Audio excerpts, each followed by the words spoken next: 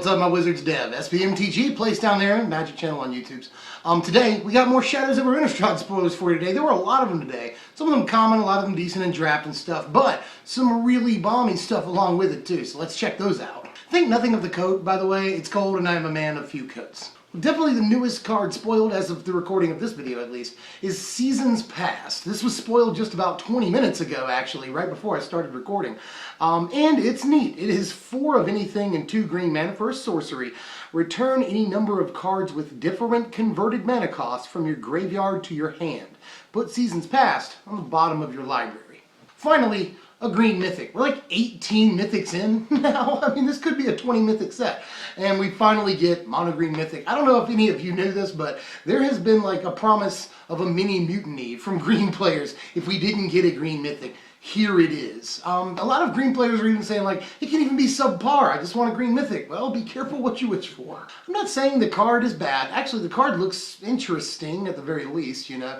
But for 6 mana, a lot of people say this is overcosted. I say it's exactly right, you know. I won't say it's undercosted, but it's about right, you know. Putting 2 or 3 cards in your hand is pretty good, and sometimes you'll put even more than that depending on what phase of the game you're in and what you've milled into your graveyard up to that point.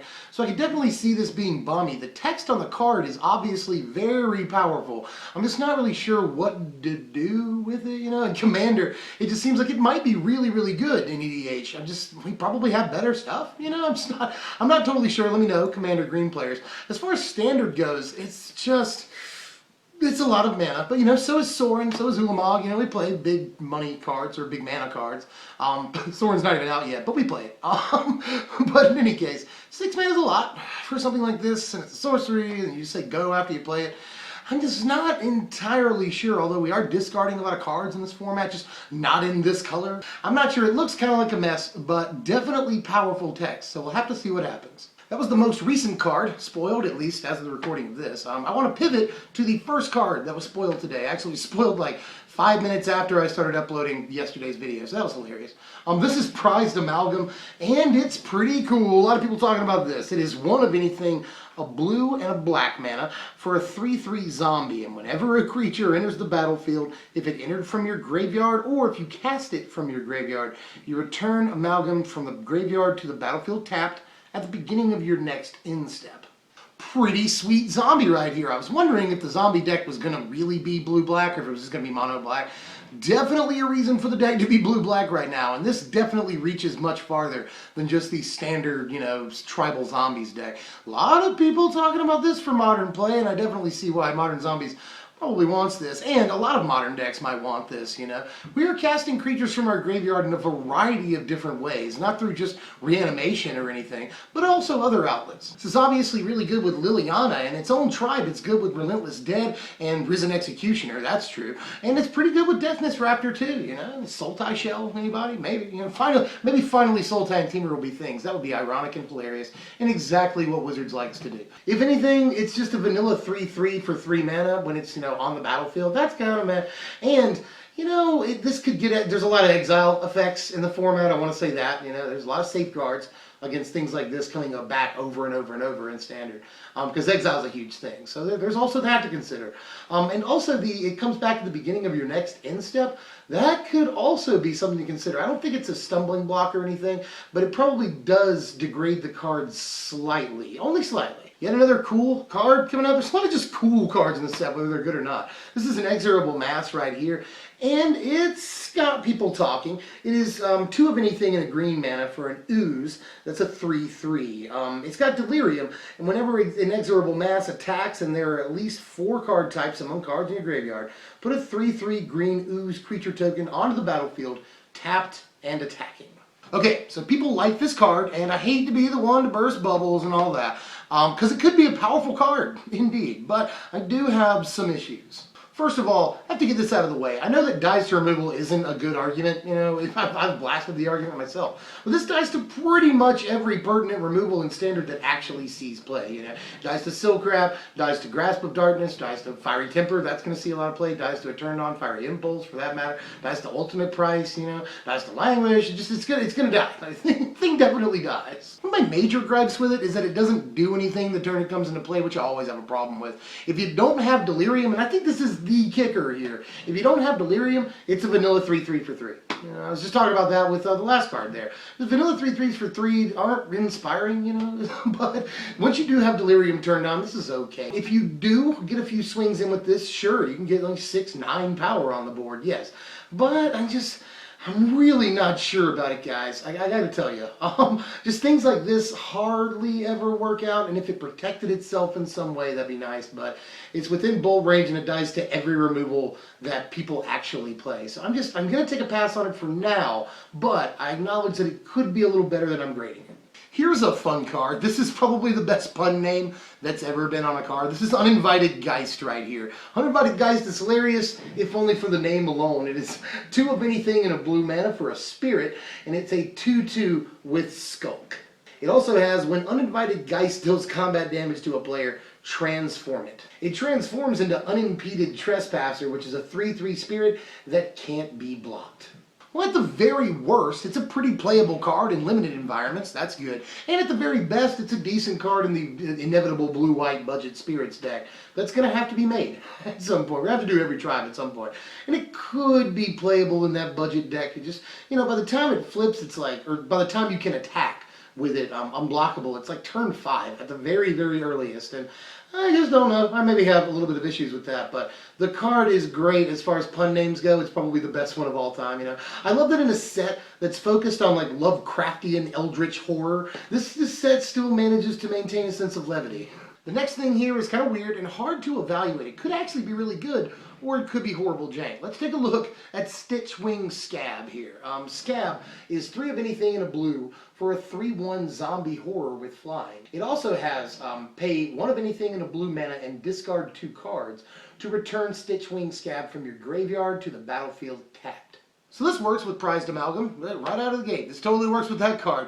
Although this definitely seems exploitable, and Madness is in the format, but even then, 2 cards is kind of a lot. Although, I do like the idea of discarding copies of this to bring back other copies of this. And that's cool, because then you have more copies in the graveyard and discard more and bring those back. You know, all of that seems good. Does Dredge want this, though? Some people are asking that. Overall, I don't really think so. I wish I had more evidence to back up why I don't think so. I just don't think it looks good in Dredge. I think it looks, you know, kind of underpowered.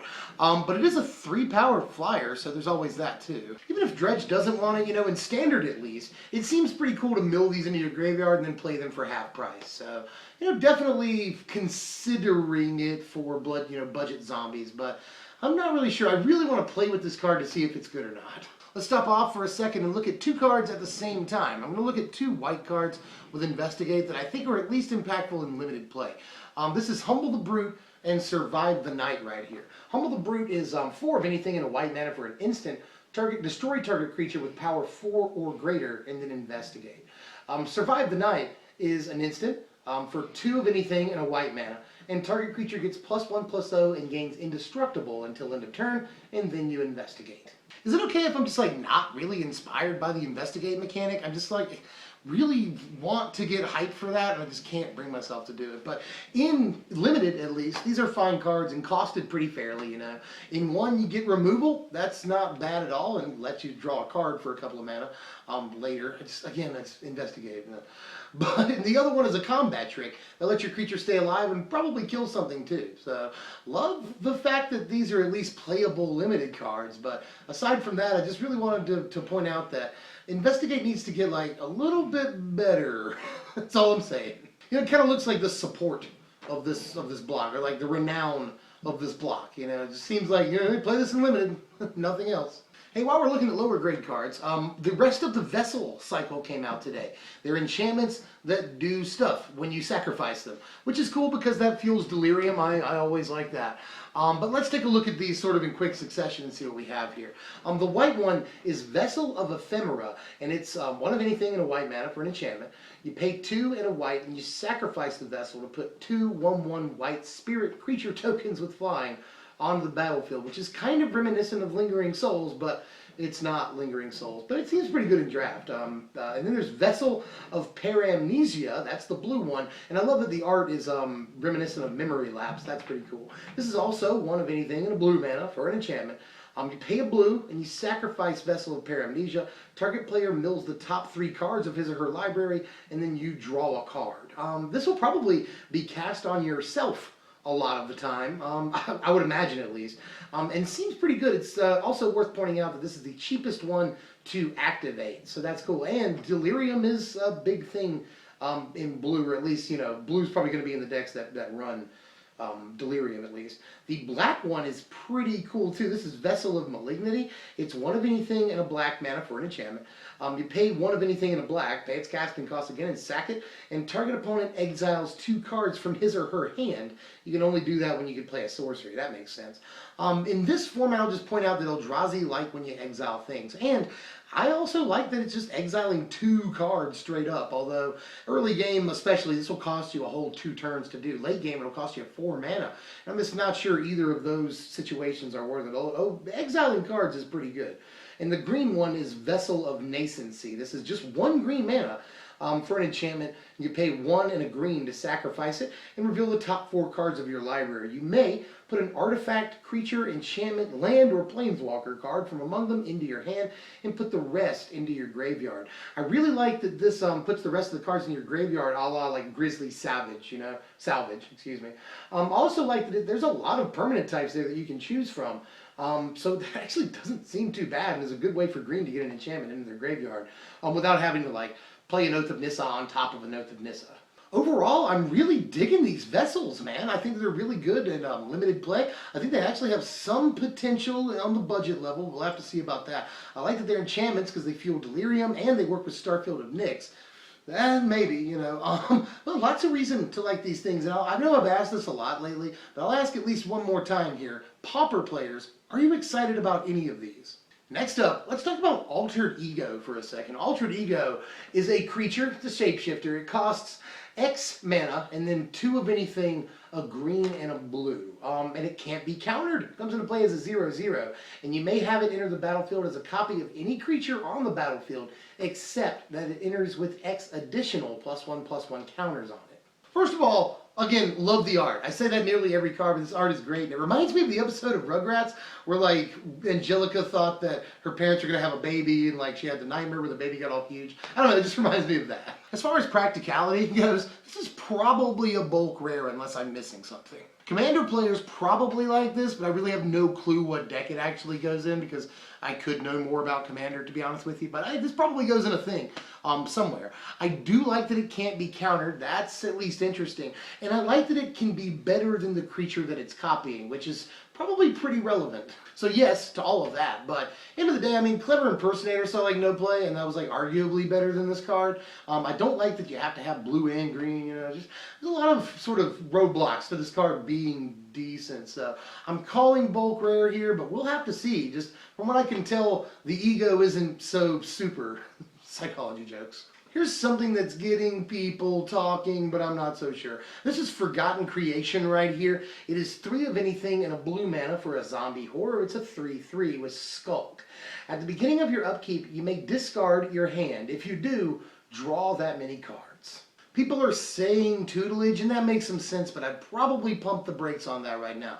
I've played a lot of tutelage in the last 6 months here, and I'm just not too sure about this, guys. Honestly, we play very few creatures in the deck, which means that, any creatures we do play are even have a higher chance of getting removed, because our opponent's sitting there with a grip full of removal that's mostly dead in their hand for a lot of the game. So when we do play a creature, they are quick to remove it. I do see that you could play this and then maybe back it up with Dispel or Negate a little bit later in the game.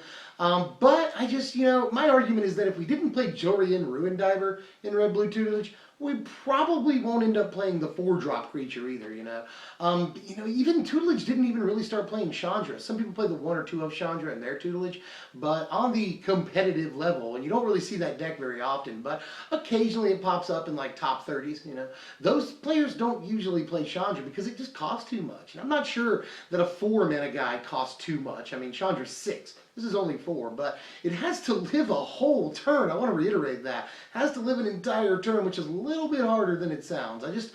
I'm not sure that this isn't a wasted slot, is all I'm saying. Okay, favorite card of the day by a lot. Maybe my favorite card in the set, and honestly, seriously, maybe my favorite card I've seen spoiled in a really long time. This is the Gitrog Monster right here, and he is cool. Hold on to your hats here. He is a 5 mana. That's 3 of anything, a black and a green, for a legendary frog horror, which is the best creature type ever. He's a 6/6 with Death Touch, and check out these seriously amazing abilities. First of all, at the beginning of your upkeep, sacrifice the Gitrog Monster unless you sacrifice a land. Doesn't sound great. You may play an additional land on each of your turns. That makes that first line of text a little better, but here's the best part. Whenever one or more lands are put into your graveyard from anywhere, draw a card. More like the Get Wrecked monster. This thing works with lands that you discard, lands that you mill from the top of your deck. This thing works with lands that go to the graveyard from effects like, say, Grizzly Salvage. I'll bring that card up again.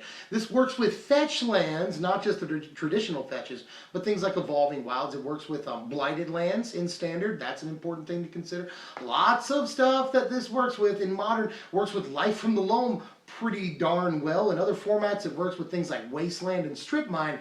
Pretty super amazing. Kill your land and draw a card. The Drown Yard we just saw the other day, that thing that can return itself from the graveyard, definitely meant for this, one would imagine. And best of all, thing people are really talking about is it works amazing with Dredge. You know, first draw of the turn, you replace it with a Dredge, and if any lands go to the graveyard as a result of that Dredge, you can then dredge again. So it wouldn't be too hard, one would imagine, if with the right deck, to basically, once you have this out, flip your deck after drawing just one card. That's all well and good, but you know I'm most concerned with Standard, although that deck does seem really, really good. Somebody just asked me to do a Jund ramp deck the other day, and this is at least a consideration for that deck and may work well with things like Mina and Den, you know? Like Jund lands, basically. A deck can play like 30 lands, you know? And, oh, by the way, while we're talking about Jund colors, let's not forget Seismic, or Molten Vortex, excuse me. Molten Vortex seems pretty awesome with this. So does Seismic Assault, which is the card I was about to say. But in Standard, Molten Vortex seems good. You know, shock something, draw a card. That seems alright. Altogether, super excited about Hypnotoad making his debut in Magic. The card's going to be good in multiple formats. I can pretty much guarantee you that. Just extremely undercosted, even at 5 mana. For all the stuff that he does, his power toughness is really high, and they just slap Death Touch on the stupid thing. I mean, this outclasses a lot of important creatures that we play at the top of the curve in Standard, so I could definitely see this being a force in a lot of different things. So we're going to be trying it out. I am really, really just completely enamored with this card, you know. So I'm going to be doing stuff with it. We'll keep you posted. If nothing else, it's a legendary frog horror. That's awesome. I'm going to point this out too. It is the Gitrog Monster. That's great. Like, it could have just been Gitrog Monster or something. It is, my friend, the Gitrog Monster. It's just so great. That's all I got for now. Still really, really high on that last card. Just really, card is awesome. I'm super stoked about playing a legendary frog horror. So awesome. But anyway, let me know how you felt about all these spoilers, and we'll have more coming up for you, as well as Esper Control and Jund midrange and definitely wolves. You know, all this stuff's coming up soon. Humans, spirits, all of it. So sub if you're new, or if you want to see all that content, you know, you'll get notified when we put the videos out. That's important. And like if you enjoyed the content. I hope you did. I worked really hard. Share the video if you think it deserves to be shared. That'd be really cool, actually. And then comment, like I've already said. Let me know how you feel. You know, this is all the YouTube stuff. Just do it. And I'll see you guys next time. My name's Dev from SBMTG. Thanks for watching, my wizards.